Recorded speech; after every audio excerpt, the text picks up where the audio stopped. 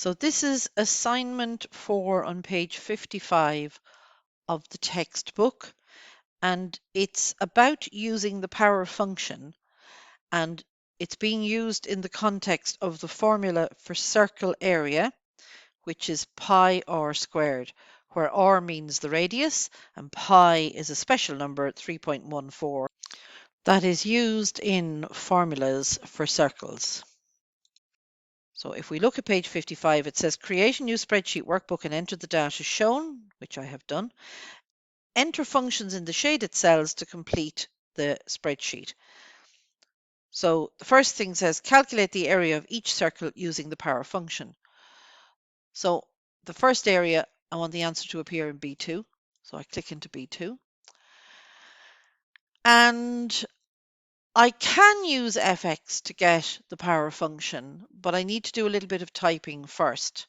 So I go equal 3.14, which is that number pi, multiplied by, and basically we want to say the radius squared. And in order to do that, we have to use the power function. So if I click on fx and my insert function dialog box comes up, and I'm looking for a thing called power, so P-O-W-E-R, click go to make it appear in the list, and there it is in the list, and then I say OK. So it's asking me what number do I want to get to the power of 2, so it's the number that's in A2. And what power do I want to put it to? 2, because to the power of 2 is squared. And I say OK. And the formula has gone in, and we can see the formula bar has the formula equal 3.14 by the power of whatever's in A2 to the power of 2. And that's that formula done.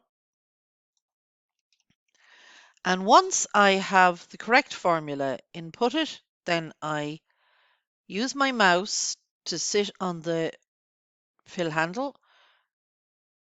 The pointer changes to the little black cross, which means I can pull that down to copy the formula to the next row and the next row and the next row. Question 2 says format headings to bold and center the data as shown. So these are the headings and we want those to be bold. And centering the data, well, let's just highlight our data and center.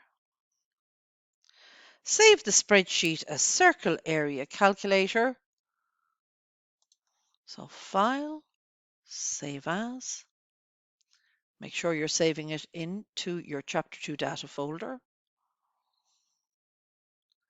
And you're saving that as, get rid of whatever is there and call it circle area calculator. And click on save.